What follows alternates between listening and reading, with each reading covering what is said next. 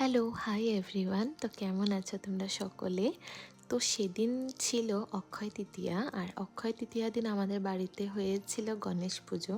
আর সকাল সকাল উঠে আমরা রেডি হয়ে গেছিলাম পুজোর জন্য। আর এদিকে রেডি হয়ে আমি চলে এসেছিলাম ঠাকুর ঘরে এসে আমি প্রথমে বাবার মাথায় জল ঢেলে নিয়েছিলাম। তারপর আমি আমাদের লাড্ডু গোপালকেও রেডি করছিলাম। লাড্ডু গোপালকে সুন্দর করে স্নান করিয়ে নতুন একটা ড্রেস পরিয়েছিলাম। আর এদিকে দেখো কত ভালো লাগছে লাড্ডু গোপালকে দেখতে। রেডি করে আমি পুজো দিয়ে নিয়েছিলাম, বাড়ির পুজো দিয়ে এদিকে আমি পুজোর জন্য রেডি করছিলাম, আমাদের গণেশ পুজোর রেডি করছিলাম আমি আর মা। আর পুজোতে দেখবে অনেক ফুল হলে পুজো দিতে খুবই ভালো লাগে, আর মা অনেক ফুল এনেছিল সেদিন। আর বৃষ্টিও হচ্ছে অনেক আমাদের এদিকে, রোদ উঠছেই না, তো সেদিনও বৃষ্টি ছিল সকাল থেকে।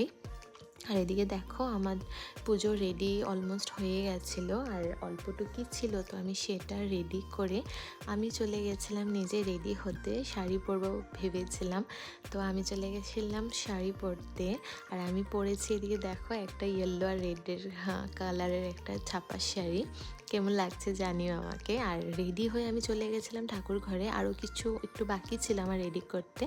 আর এদিকে কত ফুল এনেছে মা, আর খুবই ভালো লাগছিল, ফুল দিয়ে সাজিয়ে দিচ্ছিলাম পুরো ঠাকুর ঘরটাকে।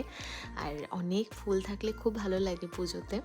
আর এদিকে তারপর আমাদের ব্রাহ্মণ ঠাকুরও চলে এসেছিলো আর পুজোতে বসে গেছিলো। অ্যাকচুয়ালি পুজো সকাল সকালই ছিল, কিন্তু অনেক পুজো থাকার জন্য আমাদের টাইমটা একটু লেট হয়ে গেছিলো, 7:30-8টা বেজে গেছিলো আমাদের পুজো হতে হতে। আর এদিকে দেখো পুজো অলমোস্ট ডান হয়ে গেছিলো। তারপর লাস্টে আরতি আর পুষ্পাঞ্জলি হয়েছিল। তো আমরা এদিকে পুজো টুজো হওয়ার পর আমি চা বানাচ্ছিলাম, আর এদিকে আমি বানিয়েছিলাম সকালে আলুর পরাঠা আর আলুর তরকারি।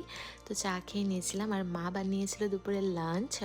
তো লাঞ্চ খেয়ে এদিকে আমরা দুজন একটু বদমাশি করছিলাম।